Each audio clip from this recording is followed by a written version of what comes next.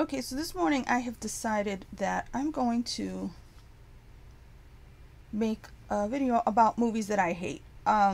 It's because of a movie I saw yesterday that had reference to a movie that I hate in it, and I feel like now I have to explain myself.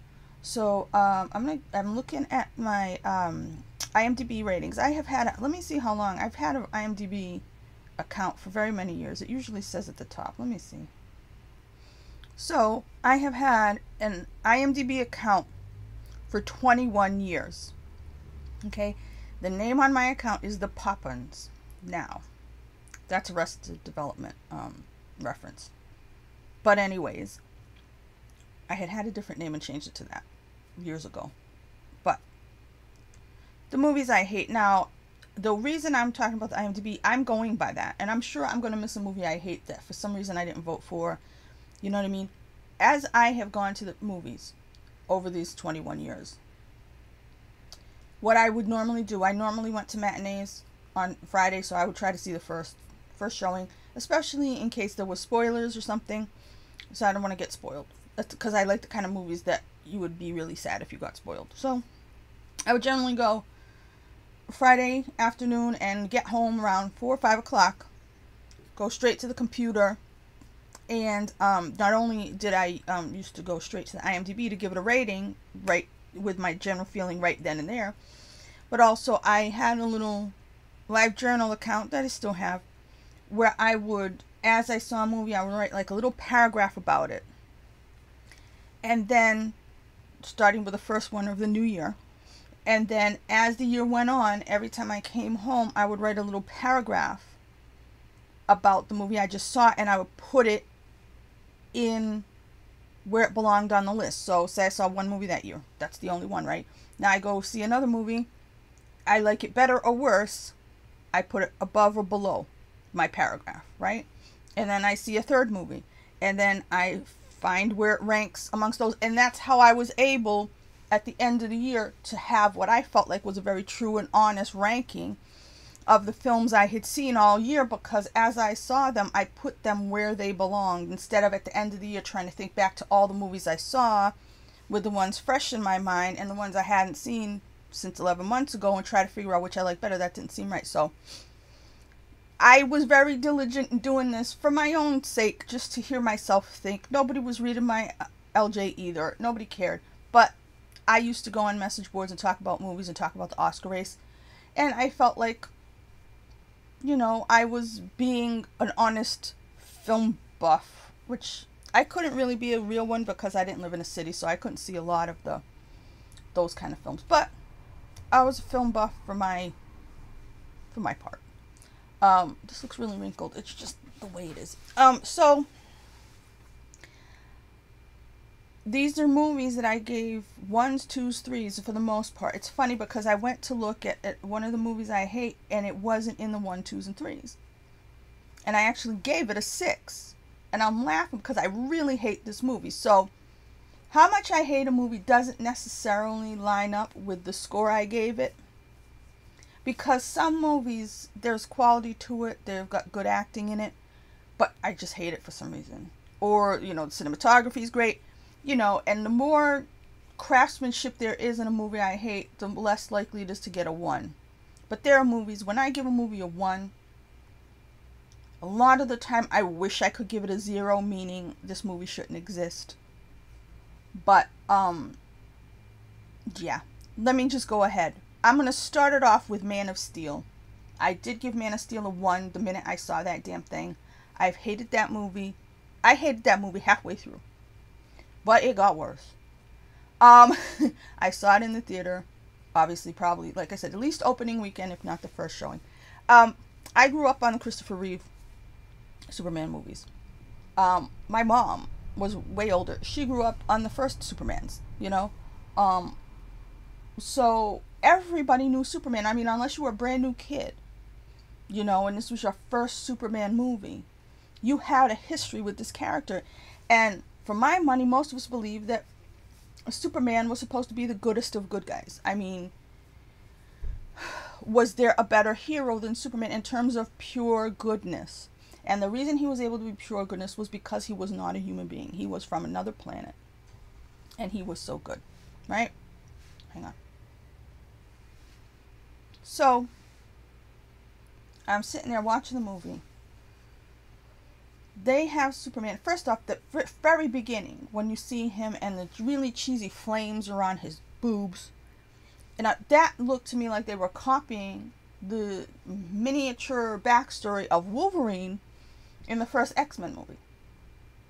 Where Wolverine had been like a logger or a trucker or whatever the hell he was. He was in the cold somewhere. Anyway, they had to go find him, right? It looked like this. So already out of the gate, I'm like, okay, he's Wolverine. So then we start seeing, you know, his home planet, Krypton. Krypton looks like shit. It looks like a very dirty, industrial planet. Not enlightened at all. Not enlightened castles and beautiful crystal palaces. Nothing like that. Just like a factory planet. And everything was dark and ugly. And metallic. And,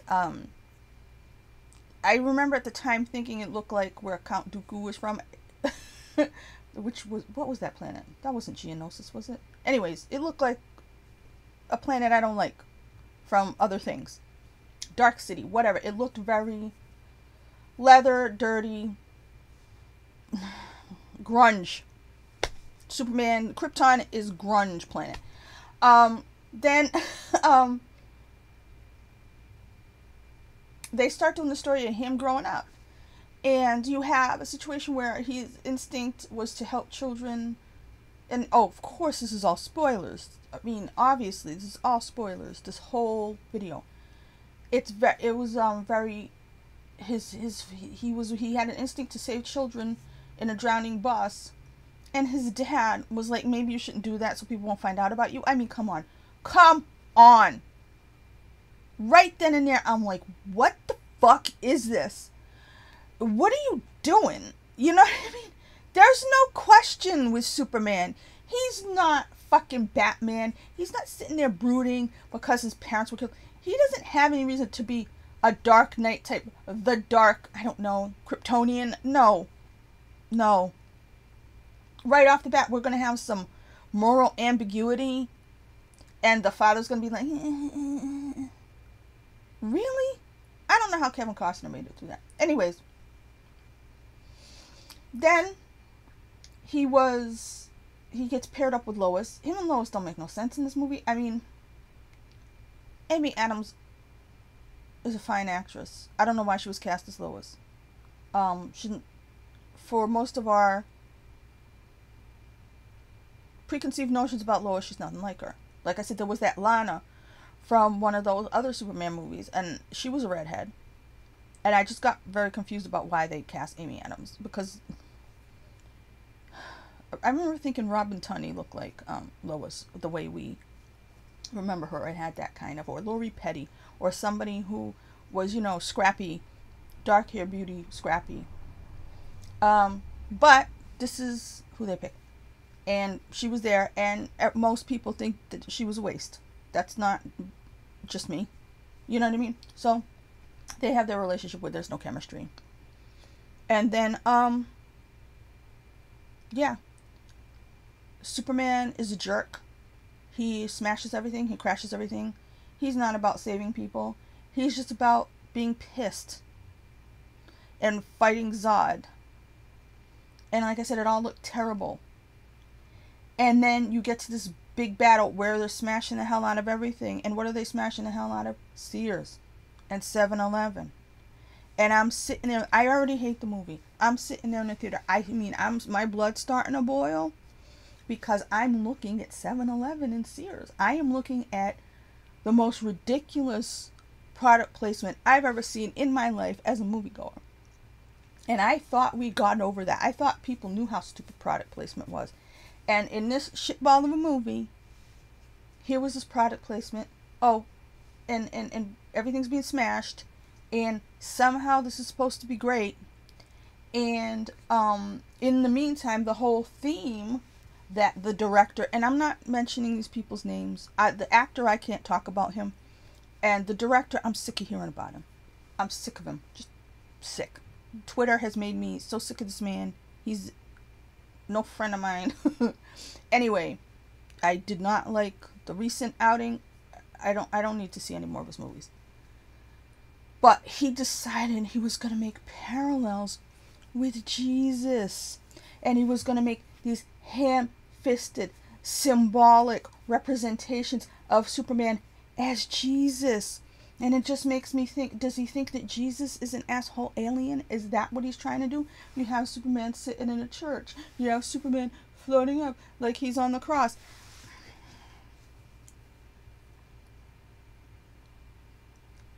It's like the most childish version of trying to be profound. Amateurish, immature, whatever you want to call it. It's such basic bitch version of trying to make something mean something. Okay? Superman smashes. Superman is an asshole alien. He doesn't care about humans.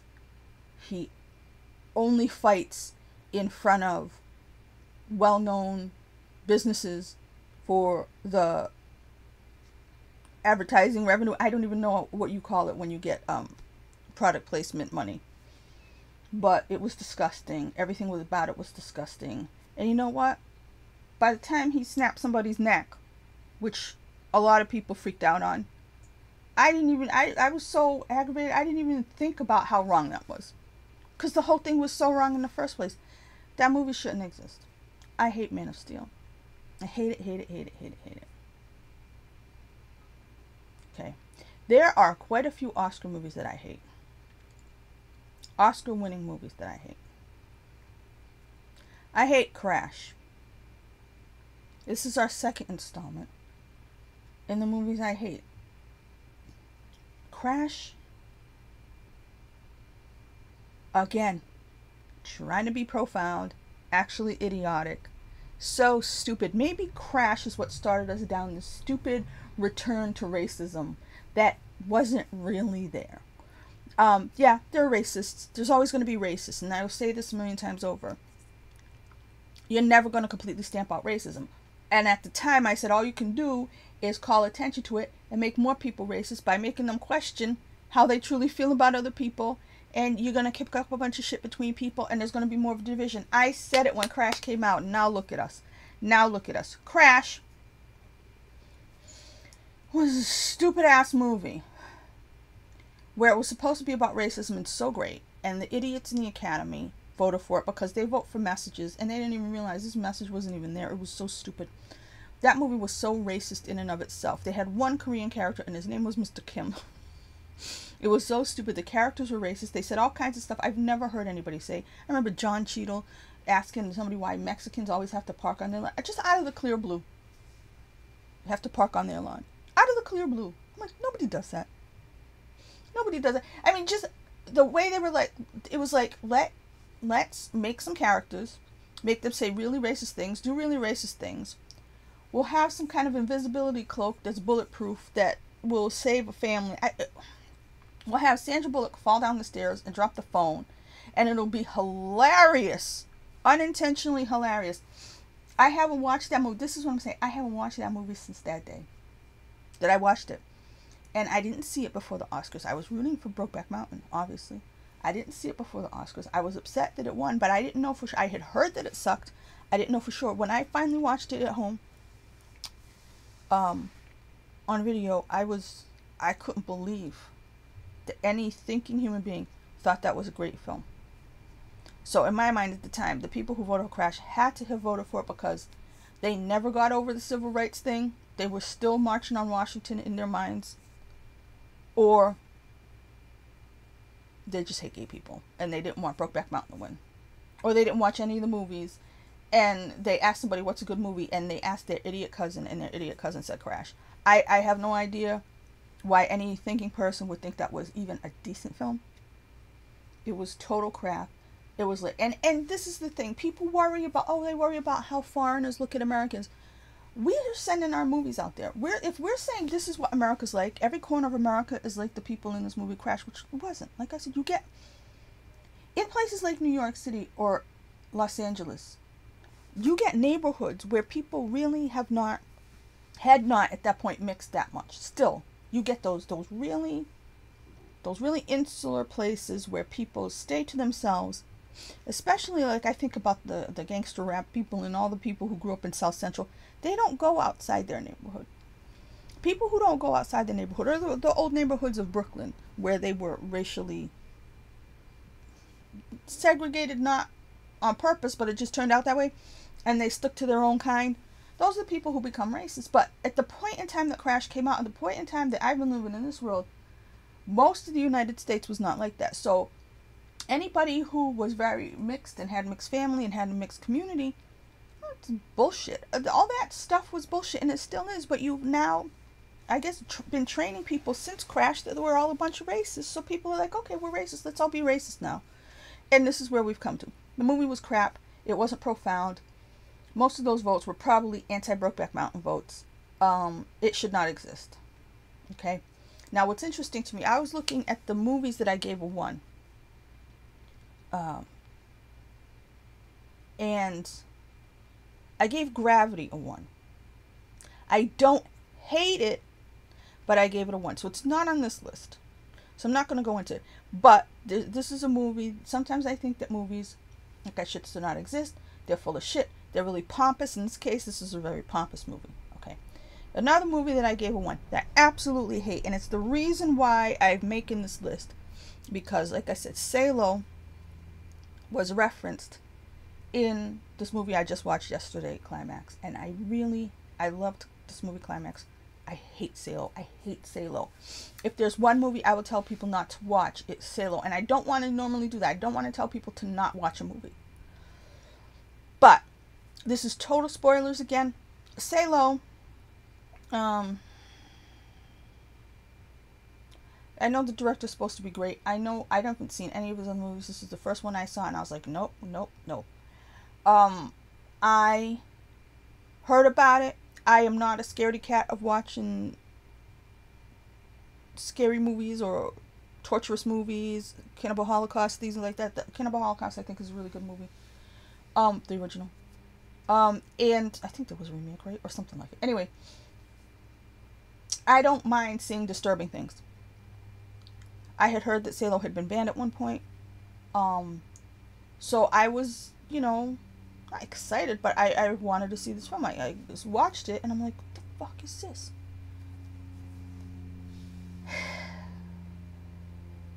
Salò is about people eating shit.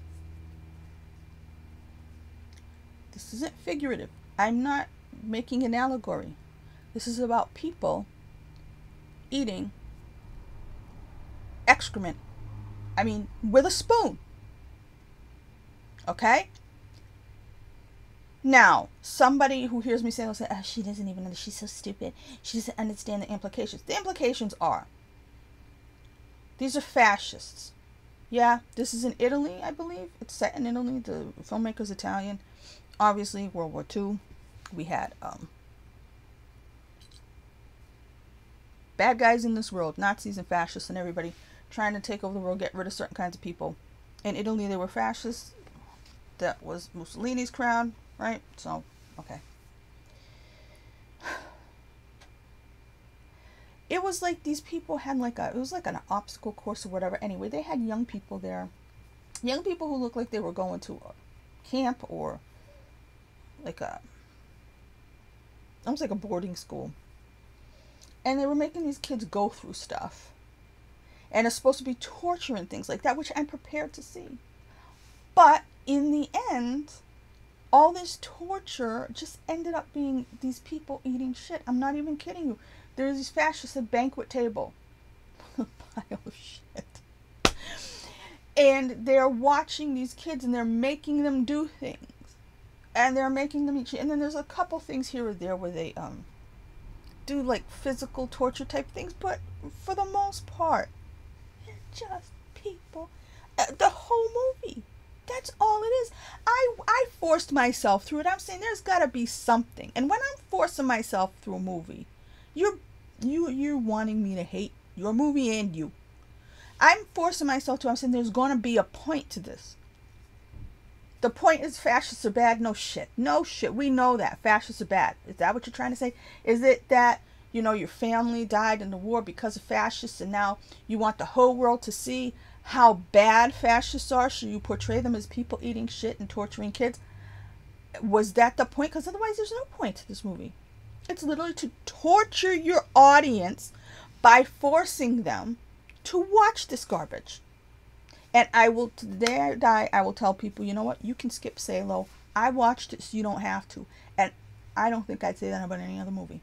That is the only movie I would tell you, you don't have to watch this. It's people eating shit. They're fascists. Long story short, fascists are bad. The end. You don't have to watch that movie. Okay. Those are the movies I mean, there are some other movies I gave a 1 because they're just bad movies. I don't hate them. You know, I don't know how I ended up watching movies that were so not good that they shouldn't exist. But yeah. Now we're getting into the 2s, and there's a big one. Now we're getting into there's 2 movies here. There are a few that I gave 2s that I'm probably not going to mention. Judy, I gave a 2. The recent one with it shouldn't exist. It was bad. Southpaw, I gave a 2 with Jake Gyllenhaal. Ripped off Rocky 3.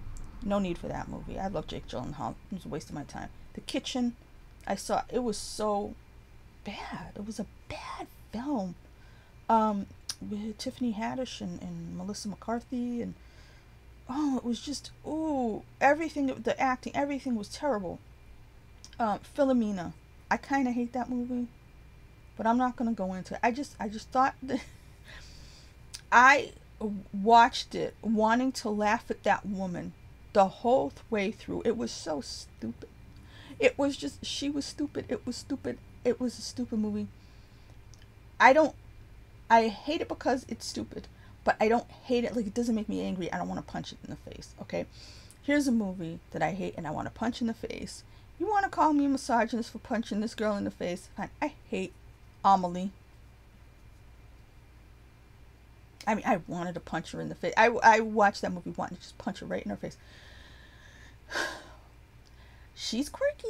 She makes little faces. I don't know if it's a French thing, because as a kid growing up, I love musicals and stuff. I didn't like Leslie Caron because of Gigi and stuff like that, and the way she would contort her face to be cute and stuff like that. I don't know if that's a thing, but I didn't hate her like Amélie. It's supposed to be she's like on a quest for love or something, and it's just, oh my god. If somebody came up to me and we were going to be lifelong bestest friends, and they said, oh, you know what, my favorite movie of all time is Amélie, just turn around and walk away. I know a lot of people like it, and that's fine, but if you love that movie, if you think it's the best thing ever, we will not get along. There's no way. I only watched it the one time. Most of these movies I only watched the one time. Man of Steel, I gave so many chances because it's Superman. Because there was a point in time where I liked that actor. I gave it like 3 chances. No, 4 maybe. I think I watched it 4 times. No. But most of these movies I've seen once. So Amélie, I know I hate it. I there's so many French movies that I do like. That was just... You know what it reminds me of? Some of those songs, like, remember Two Princes?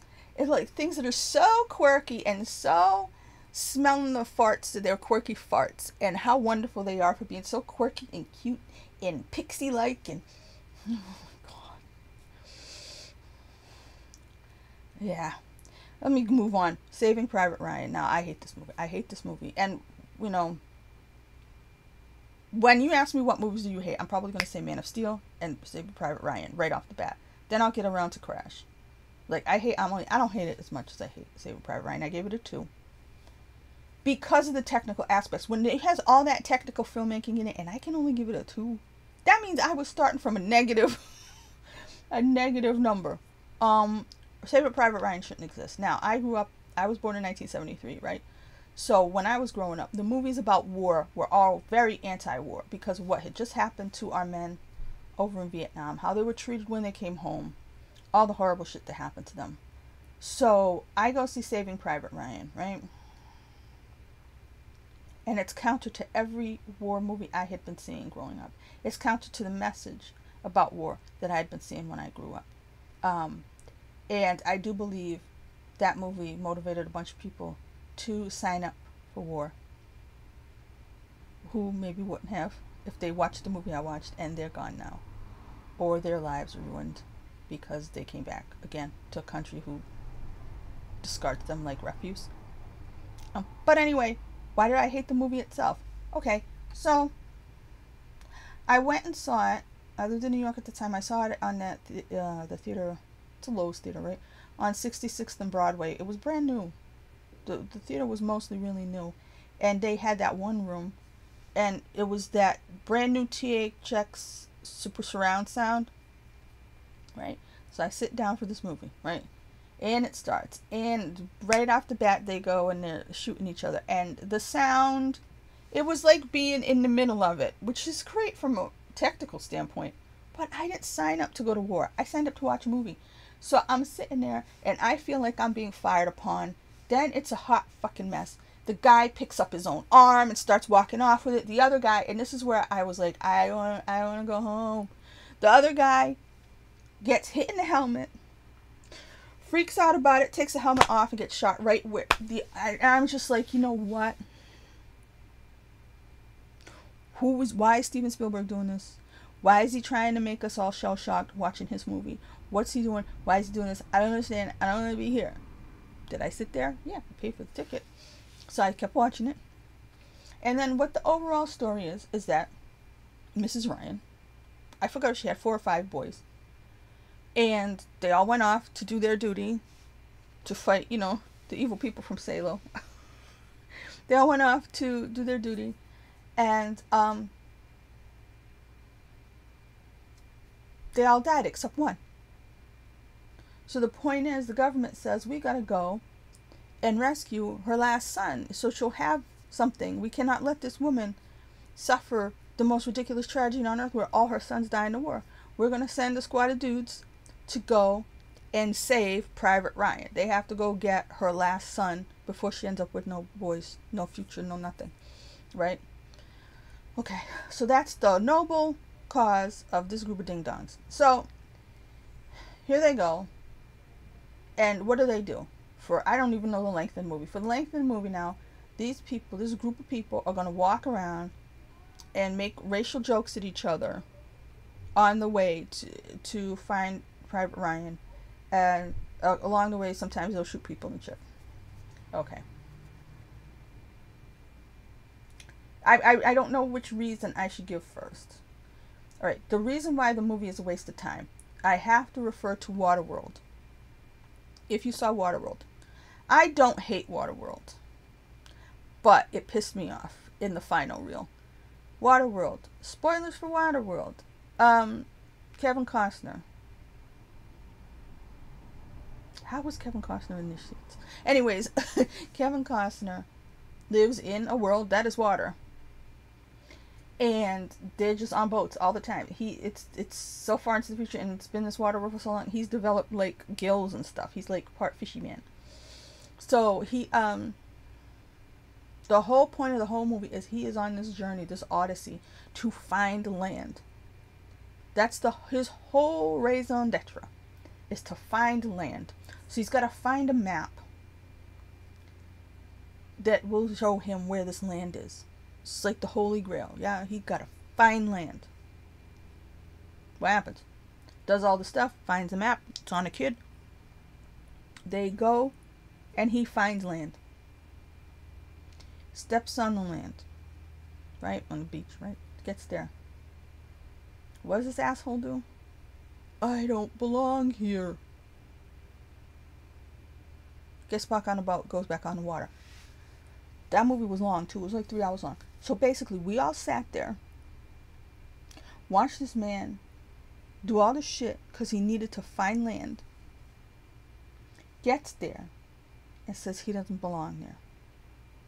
The whole movie was a waste of time. His whole journey was a waste of time. We went on this journey and sat in that theater for all that time for nothing. For nothing. Saving Private Ryan. Told you what the point was. The point was to save Private Ryan so his mom could have a son left. They go through the whole fucking movie, go through this whole odyssey to find Private Ryan, rescue him and get him out of there and send him home to his mummy. They find Private Ryan and he's like, I don't want to go home. I want to die right here. So that's what they do. They just die right there. And so all those guys went on that mission. They went through all that stuff to save him. And he didn't care. Okay? He didn't care. Why do I hate it? I hate it because it, like I said, it totally flipped the script in the world that we live in, that war is now heroic. Let's be heroic war guys after all these years of people being told how bad war is. And I believe that along with video games, and it was very much a video game, showing, you know, Americans killing, you know, Germans and whatnot, and Germans killing Americans as if they were in a video game. Oh, there's a bad guy, shoot it. There's a bad guy, shoot it. And they were both doing that. And if anything, it should show you the horrors of war, which it was in the beginning, but towards the end, it was making everything heroic. And you had Tom Hanks and, you know, Steven Spielberg, and they just got crazy about the war stuff, and Band of Brothers, and making everybody heroes and heroes and heroes. And that, to me, just convinces people that they should go and do horrible things for a government that doesn't care about them. So it was very much war propaganda. After years and years of me seeing not war propaganda, I told you why the movie sucked. But here's why I hate it, and I think it's probably Jeremy Davies. I don't remember the character's name, but Jeremy Davies played a character in the movie. And as they were going along, he was the only one questioning whether what they were doing was morally right. The stupidity of them just shooting other human beings because they're on another side. He was the only one questioning it. And whoever wrote the story, and Steven Spielberg directed it, it's on him too, they decided they were going to take the one person who questioned whether it was right or wrong to kill other human beings, and they turned him into a coward who got his friends killed.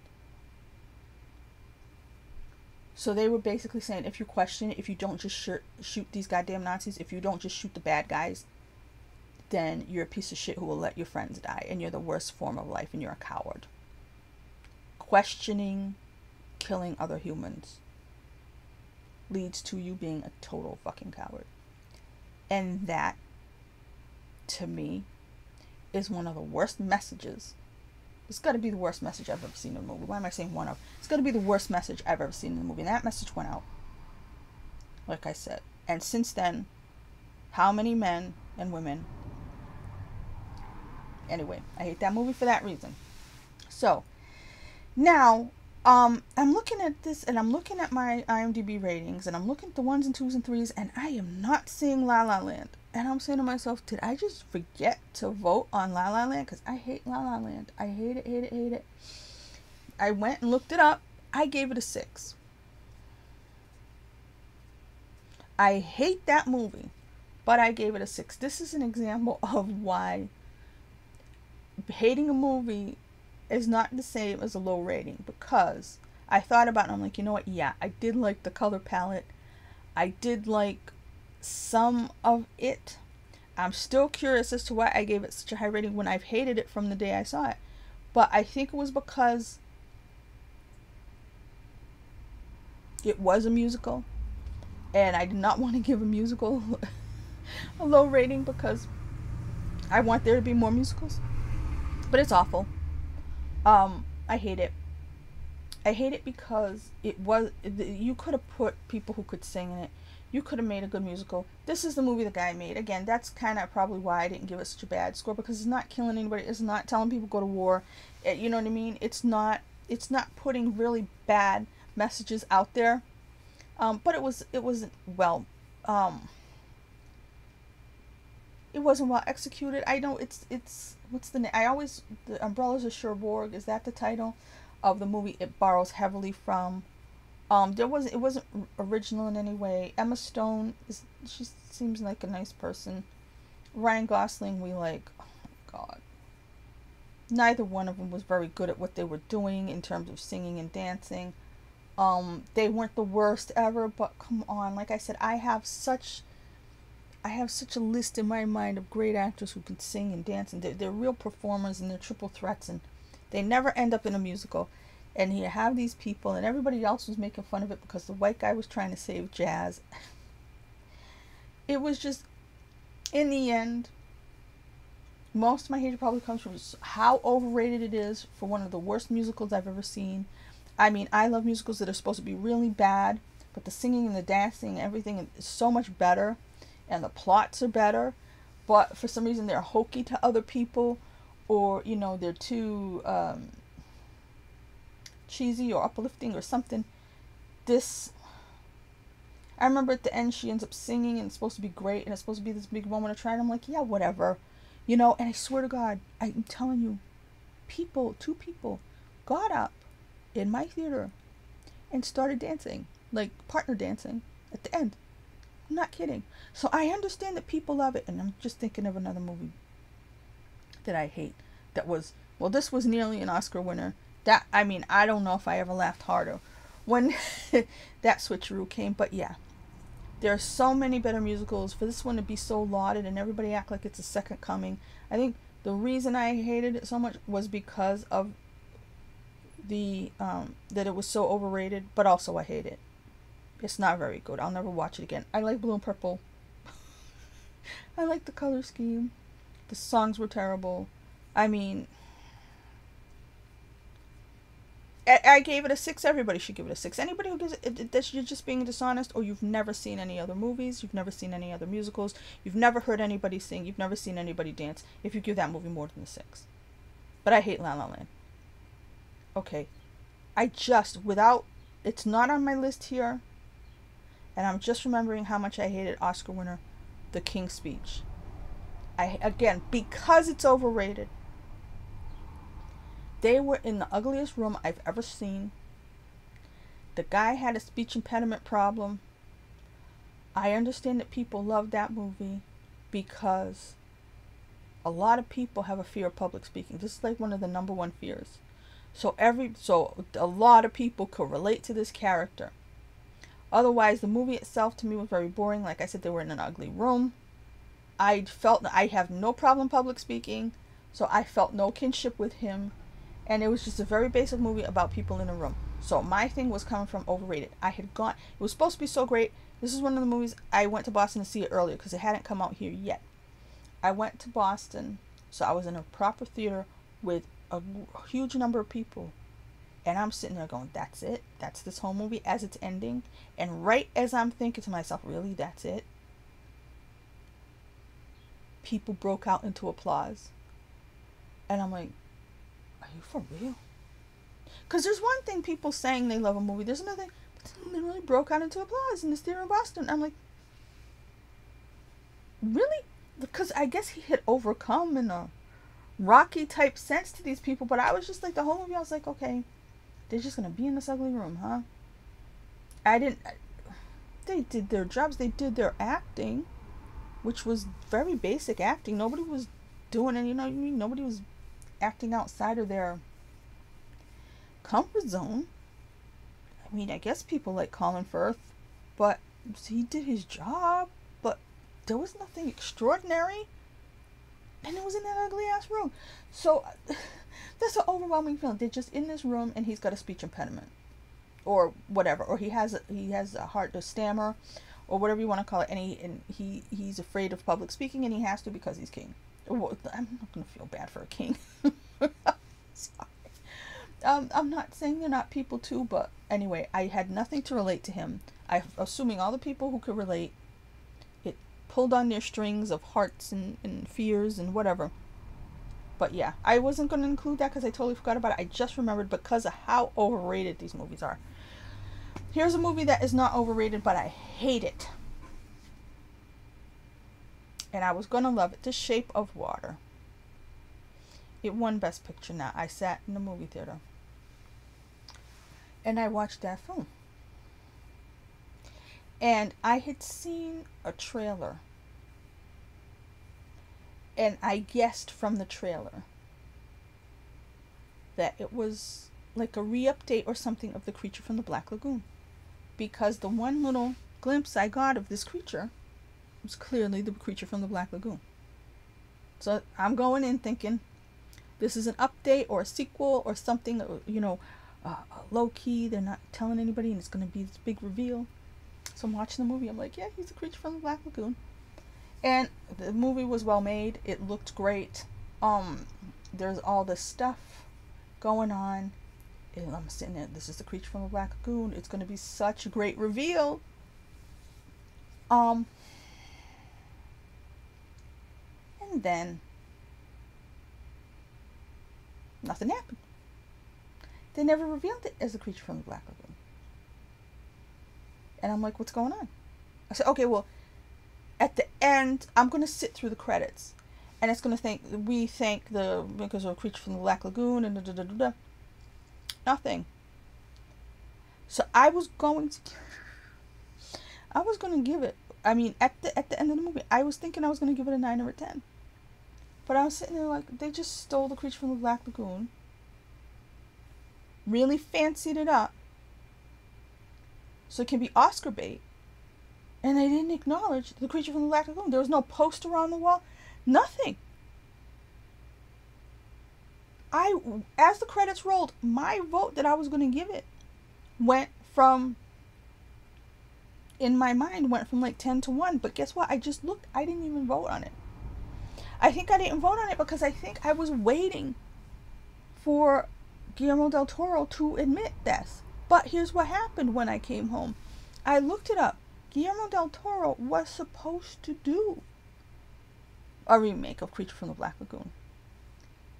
There was a point where they were going to make all those monster movies over again. I guess he had been hired to do that. So, from what I gather, he took all that stuff. This is me making a leap, but it's not a hard leap to make, that he took all the work he had put into the Creature from the Black Lagoon movie that did not get made, used those designs, used all that stuff, to now refashion it into The Shape of Water, and won an Oscar with it. With nary a mention of the Creature from the Black Lagoon. I'm strict on these things. I didn't like sampling when it started because it's like you're stealing. So, because when you steal, like, say you go with somebody, you steal somebody's car, you're stealing it. You steal somebody's idea. You're taking something out of their soul. You're stealing a part of their soul. So that's why I don't like, if somebody does a cover song and it's a cover and they admit it's a cover, fine. If you steal a song, if you make your song sound just like another song, there were those kids, something something summer, they basically stole Hungry Like the Wolf. I don't have a lot of time for you if you're just stealing something and passing it off as your own and, putting a bow on it or making it look like Oscar bait. Meanwhile, the Academy would never even admit to watching Creature from the Black Lagoon. They're too highbrow for that sort of thing. You know what I mean? They're too freaking good. So see, when I hate a thing, I have my reasons. I have real reasons. And The Shape of Water, like I said, just thank you in the credits. But I hate what it is. I hate that people can do that. I hate that people can take something, steal it, refurbish it, refashion it, call it their own, and put it out there. And an ignorant world, or a world that doesn't know what's going on, or doesn't put two and two together, can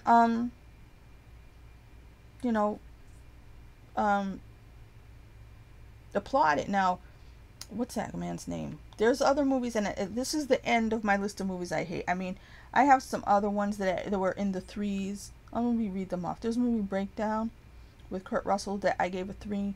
The 3s is a little bit, sometimes they're just bad, and I don't really hate these, but these are some 3s. I gave Les Mis 3. Les Mis because Hugh Jackman and Russell Crowe should have been other people. Breakdown, this movie with Kurt Russell, the whole point of the story gets corrupted because he's driving and they're driving trucks and stuff like that.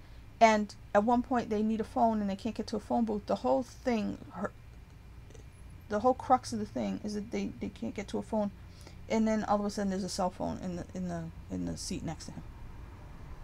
Totally, there's no point in the whole story because there's a cell phone. I put detergent Not detergent. Divergent. I always call it detergent, though. I don't remember it. I remember it was stupid. The Golden Child, I don't remember, but I didn't like it. Night Hunter was one of these movies the actor was in again. I know Nathan Fillion was in it for like a second, and they got rid of him, and I was like, whatever. But there are a lot of movies just like it. And I'm tired of movies being the same movie over and over again, where there's a bad guy, and they're like, they gotta figure out who it is, and they end up in the woods. Tiring. Knight of Cups I wrote down. Now, Knight of Cups I barely remember, but Terrence Malick refuses to make a movie that makes sense. They're nice to look at, but you can't keep doing that to people over and over and over again. So those are threes. I don't hate them, but this is what I'm saying. It's very hard for me to put movies in this lower bracket. Hang on a second. So basically, to wrap up, what I'm saying is most of the time, I don't like being disrespected as a moviegoer, as the audience, as somebody sitting there, you know, assumedly paying money to see what you've got there, and you're going to waste my time and my money, my energy, my mind on worthless nonsense. That's bad. You know, if a movie's just bad, or, you know, if you're just playing games, if you're just doing a vanity project, if you're just doing something to make yourself feel good. But then the bad message movies, or the movies that are really, they can see themselves as wonderful and glorious and stuff, but they're really sending out a bad message, or they're just there to make a money grab, or they're there to take something and ruin it. That's the kind of reasons I'm going to really, you know, hate movies, or something that insults the intelligence of the crowd. This is what I'm saying. Anything where you're disrespecting the audience, in the case of Salò, basically torturing them. If I watch a movie and I feel like you're either laughing at us because you're pulling the wool over our eyes, or something like that, then this is when I hate your movie. Or you're putting out a bad message. Like I said, Saving Private Ryan, it's horrible messages coming from that film, although other people see it as a great film because they didn't interpret it the way I did. I understand that, that's fine, and I'm not saying anybody's wrong. But there is a director who, I can't stand this guy, and it's because all he does is steal, and he really sees himself as hot shit. And I've seen him interviewing other directors, and I don't know where he comes from. I don't know if he's a spoiled brat. I don't know if he's incredibly poor and he pulled himself up by his bootstraps and he really loves film or whatever. But I started to realize that his films are all copying other films. I had gone to see Drive, and I thought it was a good movie. I got home. I went to the talkbacks in Ain't It Cool News, and somebody in the talkback section was like, this is an almost complete copy of this other movie called Drive. It was the same title, and it was from the 70s, and Ryan O'Neal was in it. So I instantly felt a little uh-oh, because I don't like copycats. I don't like people that steal. I went, the library had this movie. I went, got it, watched it, and I was like, holy shit. It was almost frame for frame copy. Yes, he made it stylish. He added some fancy colors. But it was like copying someone's homework. I'm forgetting the director's name right now. It's Nicholas something. Okay, it's Nicholas Winding Refn? I don't know exactly how to pronounce it. So after I saw that and Drive, and I realized it was a complete ripoff, I was surprised, you know. But then I said, maybe, okay, I'll try another one. So I watched Valhalla Rising. I said, okay, maybe it's not a complete copy, but it's very much reminding me of Aguirre, The Wrath of God, the Werner Herzog movie with Klaus Kinski, which is a great movie. You should watch it. And I don't know that I pronounced that right. Okay. And then I'm a fan of Tom Hardy, He's a great actor. So I watched Bronson. And Bronson, it reminded me of the style of it, reminded me of A Clockwork Orange. And I just felt like everything this man is doing is lifted from somebody else. So at that point, I'm like, I'm not watching any of his other movies. I mean, I remember he had a movie, something about God Forgives. Wait a minute. Yeah, Only God Forgives. I didn't bother because I already know there's an old Western called God Forgives, I Don't. Then I saw a trailer for Neon Demon, and I said, okay, that looks like Suspiria. So I don't bother with him anymore. And it's just like, I don't know. Like I said, you have a whole generation of people who were raised with sampling music, so everybody thinks it's okay. And you can look back to something like Andy Warhol and pop art and say, well, he was just doing a Campbell's soup can or something, but he was adding to it and making it something of his own. So even with sampling, you could say, but when you're just really...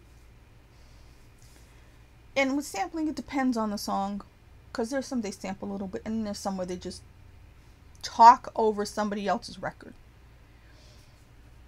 And if you don't have any creativity in you, why don't you go become a banker? Why don't you trade stocks or something? Why don't you do something else where you're not sitting there and then acting like you're hot shit and you're just this really cool person, because you know what you're doing. You know you're marketing yourself towards a younger demographic who hasn't seen the movies that you're stealing from.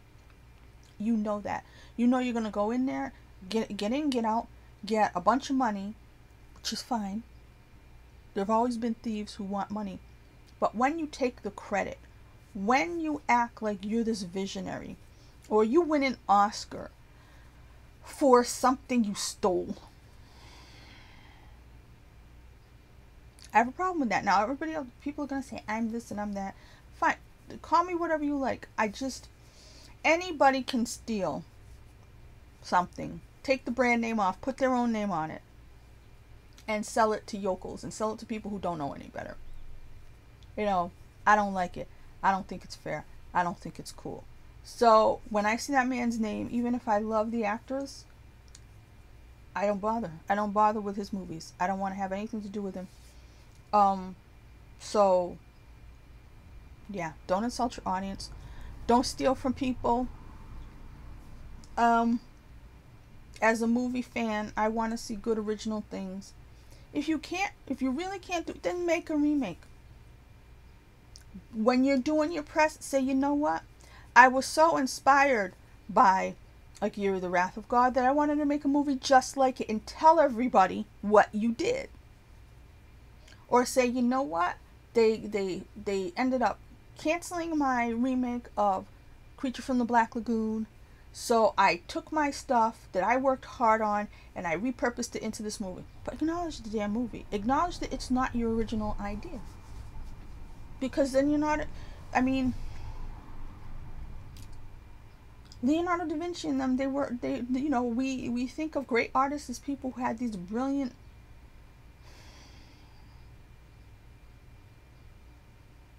If you're doing what's supposed to be art,